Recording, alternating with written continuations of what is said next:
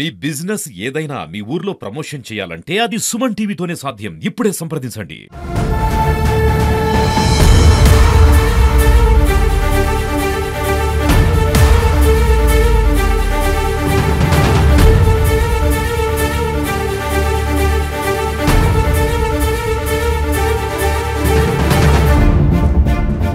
Hi hello నమస్తే welcome to Suman TV.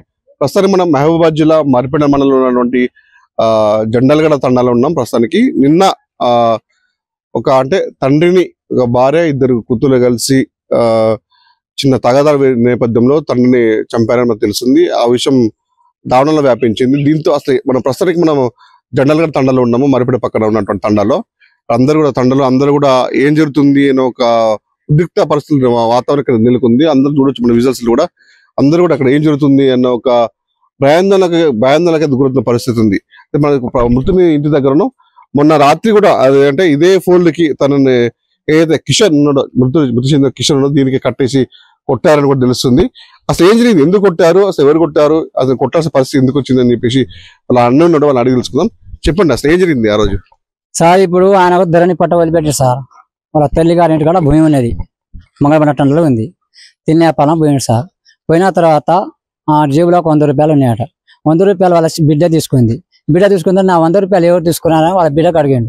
అడిగే వరకు చిన్నపాటు వాళ్ళ ఇంట్లో గొడవ అయింది. నాకు సమస్య తెలియదు సార్. నేను పక్కన ఉంటే వాళ్ళు రాళ్ళతో కరెంట్ పెట్టినట్టే మోతుకుంటారు బాగా. ఏందని ఆటోమేటిక్ అని ఉరికొచ్చేవారు సార్. ఏం చేసినట్టే పిల్లగాని కొట్టిరు, అమ్మాయిను వాళ్ళ తల్లిను వాళ్ళు కిషన్ ని కొట్టారు. కిషన్ ని కొట్టాక ఒక రాయితను కూడా భార్య ఇద్దరు పిల్లలు కొట్టారు. కొట్టిన తర్వాత ఏంటంటే సార్ అంటే మేము పక్కా నిలబడ్డా సార్. పక్కా నిలబడితే ఇంతలా రాయి వేసే వరకు పిల్లగాని దెబ్బ తాకింది. తాకిన తర్వాత తాకిన తర్వాత ఏమైందంటే మాకు ఇక గొడవ అయింది, చల్లారింది సార్. మేము ఇంటికి వెళ్ళిపోయిన తర్వాత మా పక్కన కూడా ఇంకో పిల్లగాడు ఉన్నాడు. ఆ రాళ్ళు మాకు తలిగింది, తమాన్ తలిగింది. తమ నుంచి కింద పడే వరకు ఏమైందంటే నేను ఇంటికి వెళ్ళిపోయినా సార్. గాలి బాగా వచ్చిన తర్వాత మా ఇంటి త్వరగా మా వజన ఉంది. వజన వచ్చి ఏం కిరాణా కొట్టు పెట్టినా ఎందుకు వచ్చిందో వచ్చింది సార్. వచ్చిన తర్వాత ఏంటంటే మీ తమ్ముని కట్టేసి 2 చేతులు రేకుల కింద వానాల పడితే ఇక్కడ కట్టేసే వరకు నేను ఇంటికి వెళ్ళిపోయినా. 5 జరిగింది సార్ అది గొడవ. ఇంటికి అయిపోయినా నేను తాను చేసి అన్నం తిందా అని రెడీ అవుతున్నా సార్. అంతనే వచ్చి చెప్పింది. ఎవరు కట్టేశారు నాకు తెలియదు సార్. అయితే చెప్తే నేను వచ్చేసి నేను ఒక్కని వేస్తే గొడవ పెట్టుకుంటారని మా భార్య కూడా వచ్చిందాయంట. వచ్చిన తర్వాత మరదలు బొలిబెట్టు వానలో ఆయనకు అసలే ఆరోగ్యం బాగలేదు కొంత, ఇక నువ్వు చలికి సస్తాడు ఉంచి సార్. అయితే కట్టేసింది సార్. నేను నా భార్య ఏమంది అంటే నేను ఇంటికి వస్తే గొడవ అవుతుంది, ఈయన ఏమైతే గొడవ పెట్టుకోవడానికి నా భార్య నా ఇంట వచ్చింది సార్. ఇద్దరు వచ్చిన మరదలు వదిలిపెట్టు చిన్నపాటు కూడా అయితే రేపు తీసుకొచ్చి కూర్చొని మాట్లాడదాం, నేను వాళ్ళ తల్లిదండ్రులు పిలిపిస్తా అని నేను ఫోన్ చేశాను సార్. ఫోన్ చేస్తే నువ్వు వీడియో తీస్తున్నావా, ఇది తీస్తున్నా అంటే నాకు వీడియో సమానం లేదమ్మా, నాకు వీడియో తీసే సైజ్ లేదు, నాకు తీరాదు, నాకు సెల్లేకు కొన్ని డబ్బాసీలు ఇప్పుడు మనం తీసుకున్నా, నాకు తీరాదామని చెప్పిన నా బాధ తొట్టలేదు సార్. ఇక్కడ వదిలిపెట్ట ఎంత బయలుదేరినా వదిలిపెట్టకపోతే మా భార్య ఏం చేసిందంటే వాళ్ళ చెల్లె అవుతుంది. వదిలిపెట్టాలి గొడవ చేయబెట్టినా కూడా వదిలిపెట్టలేదు సార్. వదిలిపెట్టకపోతే ఇక వదిలిపెడితే మీరు బాధ్యతమంటారా, అయితే మామూలుగా సాధనతో మమ్మల్ని కోసేస్తాడంటే మేము కూడా భయానికి మేము జారుకున్నా సార్. జారుకుని ఇంటికి పోయినా వెళ్ళిపోయినా సార్. వెళ్ళిపోయిన తర్వాత ఏమైందంటే వాళ్ళ అమ్మకు వాళ్ళ తమ్ముడు కూడా 6 నెలలు అవుతాయి సార్ చనిపోయి. వాళ్ళ తమ్ముడు హైదరాబాద్ కనబడి చచ్చిపోయాడు. హైదరాబాద్ 6 నెలలు ఉన్నారు. వాళ్ళ బాధలు వాళ్ళు ఉన్నారు, వాళ్ళు దిక్కు దిరాబేవారు లేరు సార్. నాకు కూడా బాధ అనిపిస్తుంది. వాళ్ళ ఫోన్ చేసే వరకు ఇంకో ఈంపుడు ఉన్నాడు ఆడ. మా ఇద్దరు చిన్నమ్మలు ఒక దగ్గర ఇచ్చారు. వాళ్ళు ఈంపుడిని తీసుకొచ్చి బండి మీద వచ్చి సార్ మా ఇంటికాడ ఉన్నారు. వాళ్ళు నీ కొడుకు కట్టేసిరమ్మా, మీరు వెళ్ళిపోయి తొందరగా, నేను పోతే వాళ్ళ గొడవ అయితట్టు ఉంది, నేను వెళ్ళిపోరు అని ఎన్నిసార్లు చెప్పినా మా ఇంటికాడ ఉన్నారు సార్. వెళ్ళిపోమంటే ఎన్నిసార్లు చెప్పినా ఒక నిమిషం ఎన్నిసార్లు మొత్తుకున్నా కూడా రాటే సార్. రాకపోయినా గట్టిగా బయటకు వచ్చి అరిచిన, అమ్మా నీ పిల్లగాని కట్టేసిన తర్వాత నువ్వు ఎందుకు పోవట్లేదు అని చెప్తే సార్ వాళ్ళు ఏమో వచ్చిన తర్వాత మా చిన్న తమ్ముడు ఉన్నాడు. నేను వాళ్ళ జోలికి పోను, నేను ఎక్కడికి పోనా, నేను సారా కళ్ళు తాగటం కాదు, ఇంట్లో సైలెంట్ గా పండుకున్నా సార్. నా పానాక ఆమె పోలీసు ఆటోని తీసుకురాని మా చిన్న తమ్ముడు వెళ్తే చిన్న తమ్ముడు పిల్లగా లేచిండు, నీ సిక్కల రాను గాలి దుమ్ము వచ్చిందని ఆయన బంద్ చేసిన సార్. బంద్ చేసిన తర్వాత అంబులెన్స్ కూడా ఫోన్ చేసిన సార్. అట్టానికి వచ్చినాం, గాలి దుమ్ము వచ్చింది సార్. మా తమ్ముడు మా బుజ్జి చేసింది సార్. నాకు సెల్లు నెంబర్ తెలియదు. మా బుజ్జి చేసి అంబులెన్స్ 2-3 సార్లు చేస్తే మేము నర్సిలేపేట దగ్గర ఉన్నాం. వచ్చి 1 గంట పట్టుద్ది, అర్ధ గంట పట్టింది. సరే ఓకే అప్పుడు దాకా రాలి సార్ అని చెప్పిన తీసుకుపోయినాం. నేను కూడా రాలే. మా మరదలు ఇద్దరు, నా భార్య నా మరదలు వచ్చారు, ఆమ్లెట్ చేసింది సార్. అంతలో గాలి దుమ్ము వచ్చింది, ఆమ్లెట్ రా ముందు గాలి దుమ్ము వచ్చింది, తీసుకుపోయాను సార్. గాలి దుమ్ము బాగా వచ్చింది, కనుపోయింది సార్. ఒక చెప్ప మీద కొట్టినా కూడా కనబడకుండా ఉంది. అయితే తొక్కిరో ఏం చేసాం మాకైతే తెలియదు సార్, ఎవరు కొట్టి మాకు వాస్తవంగా తెలియదు. చూసాక నేను చెప్పిన సార్ మరి బాగా సీరియస్ ఉంటే మరి బాగా మా చాలా కాదు, నేను నెలలు ఇరిగినాయి, మెడనరా ఇరిగినాయి, ఈయనకు అన్ని బక్క ఎక్క పడితే అక్కడ కోరికిరు, ఈయన నరాలని ఇరిగినాయి, రక్తం గడ్డ కట్టింది, బతకాలని చెప్పిన సార్. చెప్తే నేను ఖమ్మం తీసుకొచ్చాను సార్. నేను ఇల్లు కట్టిస్తాను సార్, నాకు డబ్బులు లేవు.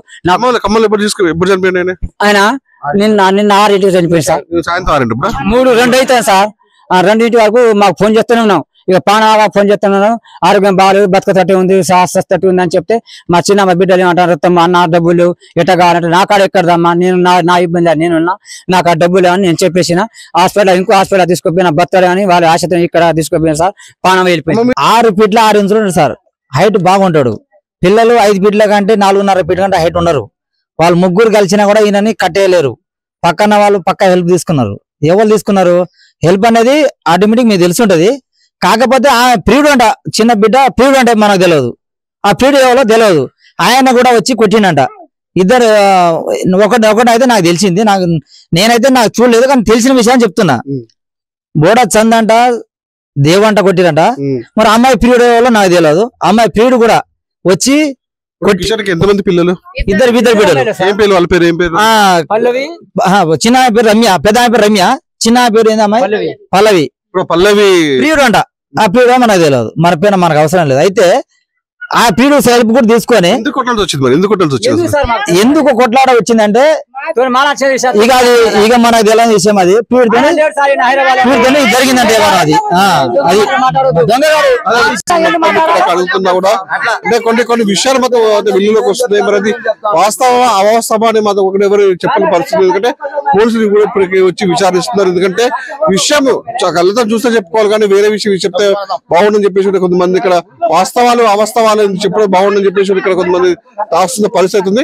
అది ముఖ్య విషయం అసలు ఏందని చెప్పేసి మాత్రం మంట మండలికి మనం చెప్పాము ఏం జరుగుతుంది సార్. ఇంట్లో నుంచి అరుచుకుంటూ వచ్చిర్రు. వచ్చిన తర్వాత ఎందుకు అరుస్తారు అని మా కొడుకు పెద్ద కొడుకు ఊరికి వచ్చిండు. వచ్చేసరికి చిన్న అమ్మాయి కాళ్ళతోటి మొగోళ్ళు ఎట్లా కొడతారు అట్లా కొట్టింది. కొట్టేసరికి ఈయన కాలు పట్టుకున్నాడు. వాళ్ళ నాన్న కాలు పట్టేసరికి కట్టేసింది ఎవరమ్మా అసలు? కట్టేసిందా? వాళ్ళు ముగ్గురే కట్టేసిరు సార్. భార్య ఇద్దరు పిల్లలు వాళ్ళే కట్టేసిరు. బాగా కొట్టి ఇక కట్టేసిరు వాళ్ళు. అంతలా జాలిబడి ఆయన పక్క సురేష్ ఆయన వచ్చి జాలిబడి మీరు మొగోళ్ళ ఆడోళ్ళ అని చేతులు కాలిపి ఇక కొట్టు దగ్గర ఇట్లా కుసబెట్టిర్రు. కుసబెట్టేసరికి ఇక బాగా వాళ్ళ అమ్మ ఇంతలో ఇల్లు వచ్చిర్రు. వాళ్ళు వచ్చి ఇప్పమని వాళ్ళు బాగా బతలాడిర్రు. వాళ్ళు ఇప్పలే చూస్తే ఇక మాకు తెలియదని పోయిర్రు. వాళ్ళు పోయి ఫోన్ చేసిరేమో. వాళ్ళ అమ్మ నాన్న వచ్చిర్రు. వచ్చిన తర్వాత వాళ్ళ అమ్మ నాన్న వచ్చిన తర్వాత వాళ్ళ తాతయ్యనా తాతయ్యకి ఇట్లా పట్టింది. అసలు మీకు మొగోడు దొరుకుతారా, అట్లా ఎందుకు కొట్టిర్రు, నా కొడుకు ఏమైందని బాగా ఏడుస్తుంటే నాకే బాగా ఏడుపొచ్చింది. ఏడుపొచ్చేసరికి వాళ్ళు నీళ్ళు ఇయ్యమ్మా, అటెండర్లు ఎవరు లేరా, నీళ్ళు ఇయ్యండి అని బాగా ఏడుస్తుంటే ఎవరు దగ్గర రాలే. చూసేటోళ్ళు అందరూ కానీ ఎవరైనా ఇప్పటానికి వస్తారా? ఎందుకు కొడుతురు మరి ఏంటని కూడా అడగలే. ఒక ఆడలు కూడా అడగలే. ఆ బాధ ఎవరికైనా తొలుగుతా? బాగా ఇప్పు సురేష్ బాత్రలు నేను కూడా అది కూడా చెప్తా. ఆగండి, నేను చూసి నేను చెప్తా. బాగా నా కోడికి ఏమన్నాడు, నేను పోతారని పోయేసరికి అమ్మ ఎట్లా తిడుతుంది, మీకు తాకట్లేదు అమ్మా అని ఇట్లా నెట్టేసిండు. మా అత్తమ్మకి మాకు నెట్టేసిండు. పోయినాక గోడ మీద నుంచే చూసిన తర్వాత వాళ్ళ ఫోన్ చేసిన అన్నయ్య ఫోన్ చేసినా కానీ వాళ్ళు వచ్చిర్రు. వాళ్ళు వచ్చేసరికి ఒక్కటే వాళ్ళ అత్త బాగా ఏడ్చింది. కొడుకు ఏమైంది అని బాగా ఏడ్చేసరికి ఎవరు వాళ్ళు బయటికి రావట్లే. అంతలా ముసలాయన వచ్చి మీకు మొగోడు దొరుకుతాడా, అట్లా ఎందుకు చేసిరని ఆయన అనేసరికి నువ్వు అట్లా అంటే వారు లంచ కొడుకు నాకు చుక్కబెట్టేసరికి ఇక నీ కొడతారని వాళ్ళ వచ్చిన కొడుకులు ఎందుకు అట్లా చేస్తున్నావు అని వాళ్ళకి పిలుచుకొని వెళ్ళిపోయింది. అందరికి ప్రధాన కారణం అసలు ఏముంటుంది అసలు మనకు తెలియదు కదా. వాళ్ళు ఇంత గొడవలు బయట గొడవలు తెలియట్లేదు. అది వాళ్ళే గొడవ పెట్టుకుంటారు, ఎప్పుడు అట్నే గొడవ పెట్టుకుంటారు, మళ్ళీ మంచిగా అవుతారు వాళ్ళు. వాళ్ళే గొడవ చుట్టుపక్కల చెప్తున్న పరిస్థితి అంటే నిన్న మొన్న రాత్రి కూడా అక్కడ తల్లిను ఇద్దరు బిడ్డలు కలిసి కట్టేసి కొట్టిన నేపథ్యంలో కూడా ఏదైతే మృతుడు ఎవరైతే కిషన్నుడో తనకి దాహం వేస్తుండే నాకు మంచినీళ్ళు ఇవ్వండి అన్న కూడా చుట్టుపక్కల వారు కూడా ఎవ్వరు కనీసం సాహసం చేసి దగ్గరకు వచ్చి కూడా మంచినీళ్ళు కూడా ఇవ్వలేని పరిస్థితి దృష్టి అంతా దుర్భర పరిస్థితి ఉందని చెప్పేసి ఇక్కడ ఉన్నటువంటి అంటే పక్కన ఇంటి ఉన్నారని చెప్తున్నారు. అని మాటలు మనకు అర్థమవుతుంది. ఆమె ఎంత ప్రయత్నం చేసినా కూడా కట్టిపిండు సురేష్ దేవేందర్ అనేటైన ఎందుకు మీరు అట్లా కట్టేసిర్రు, మీకు పాపం తగులుద్ది మగోళ్ళ మీరు ఆడోళ్ళ అట్లా ఎందుకు కట్టేసిర్రు వాళ్ళు ఇప్పిర్రు పంపుతామని వాళ్ళు బతికే ఉన్నాడు ఇంకప్పుడు అన్నాడు. బతికే ఉన్నాడు. అంబులెన్స్ ఇక్కడ మంచిగానే ఉన్నారు తీసుకుపోయినప్పుడు. నేనైతే ఇక్కడ చూడలేదు, వాస్తవంగా పక్క అవతల చెప్పేది విన్నాం. యాక్చువల్ అయితే ఆయన మంచిగానే ఉన్నాడట, కొట్టిండ్రు కట్టేసిన తర్వాత ఇప్పించిండ్రు, అంబులెన్స్ వచ్చింది ఎక్కిచ్చిండట. అలా మా నాన్నగారు వచ్చేనే తెలిసింది, పక్కలు చెప్తుంటే అంతే. ఆయనలో 2-3 సంవత్సరాల నుంచి చెప్తారు, 2-3 సంవత్సరాల నుంచి ఇదే గొడవ ఉన్నదట సార్. వాళ్ళకు సమస్యలు 10 అయితే అక్కడ కూడా స్టేషన్ లో కూడా 2-3 సార్లు అమ్మాయి వాళ్ళు కంప్లైంట్ ఇచ్చారట. కంప్లైంట్ ఇచ్చి కూడా అడిగారట. అడిగి ఏం జరిగిందని అంటే సార్ 10 సార్లు మీకు స్టేషన్ కూడా వచ్చినాం, మా డాడీ మాకు ఇట్లా చేస్తుంది, ఇది మా ఇబ్బంది అని వాళ్ళు నిన్న చెప్పారు. అది తెలిసింది మాకు విషయం అది సార్. సార్ వాళ్ళు మామూలుగా అయితే ఫ్యామిలీలో గొడవలు ఉండడం సహజం సార్. కానీ ఇక వాళ్ళ తమ్ముడు చనిపోయి కిషన్ వాళ్ళ తమ్ముడు చనిపోయిన దగ్గర నుంచి వీళ్ళకు బాగా గొడవలు. ఎందుకు గొడవలు అంటే ఈ కిషన్ అనే వ్యక్తి మామూలుగా పని చేయడం వరకే కానీ అతని చేతిలో డబ్బులు అలాంటి పెత్తనం ఉండదు సార్. అది వాళ్ళ భార్య దగ్గర ఉంటది. ఈయనకేమంటది అంటే నాకు వచ్చిన పాలు భూమి అక్కడ అమ్మేసి 6 లక్షలు మీకే ఇచ్చాను, నాకేమో ఇక్కడ చూస్తే ఇక్కడ ఏం తినాలన్నా ఏం చేయాలన్నా డబ్బులు నీ దగ్గర అడిగి తీసుకోవాలి, నేనంతా ఒక ఆడంగి వెదవలేక ఉన్ననా ఏందనేసి ఇతను సఫర్ అయ్యి కొద్దిగా మద్యం సేవించి వాళ్ళని తిట్టడం, ఇక తాగి వాళ్ళను మీరేంది నా మీద పెత్తనం నేను ఉండి లేనట్ట అనేసి తాగినప్పుడల్లా వాళ్ళ ఇంట్లో గొడవలు వస్తూ ఉంటాయి సార్. ఆ గొడవ భరించలేక ఆ చిన్నమ్మ ఒక 3 నెలల కింద హైదరాబాద్ కూడా ఒక 20 రోజులు అట్లా వెళ్ళిపోయింది. మీరు చెప్పేంత ఒక వ్యక్తి అయితే బయట ప్రపంచాన్ని అంతా కూడా అది ఒక వ్యక్తి అవుతుంది. ఎందుకంటే చిన్నమ్మాయి ఏదైతే పల్లవి ఉందో పల్లవికి వేరే ప్రియుడితో సంబంధం ఉంది. దీనికి సంబంధించి కూడా అందరూ కూతుర్ని మందలించి తండ్రి మందలిస్తే కూడా వినకుండా దీన్ని ఇద్దరు కలిసి కూడా భార్యను 2 పిల్లలు కలిసి కూడా తనని హతమార్చాలని చెప్పేసి ప్రపంచం కూడా కూడా కూర్చుంది. న్యూస్ లో మొత్తం జరుగుతుంది. అసలు నిజం ఏంటనేది పోలీసులు కూడా వాళ్ళు విచారిస్తారు, వాళ్ళకి సరైన బాధ్యతలు శిక్ష ఇస్తారు అని చెప్పమ్మా. ఇప్పుడు ఒకటి గ్రహించారు సార్, ఆ గొడవలు జరుగుతుండగానే ఇప్పుడు ఒక సోమన్ అనే వ్యక్తి మాట్లాడారు. ఏమని జేబుల నుంచి 100 రూపాయలు తీసుకున్నావు అంటే నా 6 లక్షలు తీసుకుని మీ దగ్గరనే నా జేబులో ఉన్న 100 రూపాయలు కూడా మీరే తీసుకుంటే ఇంకా నేను మీ దగ్గర చేయి చాచడమా? ఆ మాటతోటి వాళ్ళకు గొడవ విజృంభణ బాగా అయింది. అది ఎప్పుడైనా సరే ఆ బాబాయ్ కొట్టేటప్పుడు తిరిగి వాళ్ళ పిల్లలకు కొట్టడం అది కామన్ గా సహజంగా జరుగుతూనే ఉంది. అప్పుడు కూడా కామన్ గానే అలానే అనుకున్నారు, కానీ ఈసారి గట్టిగా జరిగింది. తను చనిపోవడానికి కారణమైంది. మంచి చెడు సాటి మనిషి ఇట్లా కట్టేసి వానలో పడేస్తుంటే మీరు మొగోళ్ళ ఆడోళ్ళ అని సురేష్ దేవేంద్ర అనే వ్యక్తి వచ్చి విప్పేసే సార్ ఖచ్చితంగా లేదు ఇది మాట్లాడుతున్న క్రమంలో కూడా ఇరువర్గాల మధ్య ఘర్షవాతం ఎందుకంటే ఒకవైపు బంధు చనిపోయిన వాళ్ళకి సంబంధించిన గ్రామస్తులు వాళ్ళకి సపోర్ట్ ఇస్తుంటే మరో మొత్తం వాళ్ళ ఇంట్లో ఉత్తరకైతే గ్రామంలో మొత్తం విషాద ఎన్నుకున్నాయి, దిక్త పరిస్థితులు ఎన్నుకున్నాయి. మరి పోలీసు మొత్తం ఈ గ్రామంలో వచ్చి వాళ్ళకి సంబంధించిన కౌన్సిలింగ్ ఇచ్చి అసలు దోషులు ఎవరైనా తీర్చాల్సిన పరిస్థితి పోలీసులపై ఉందని చెప్పుకోవచ్చు. పరిస్థితి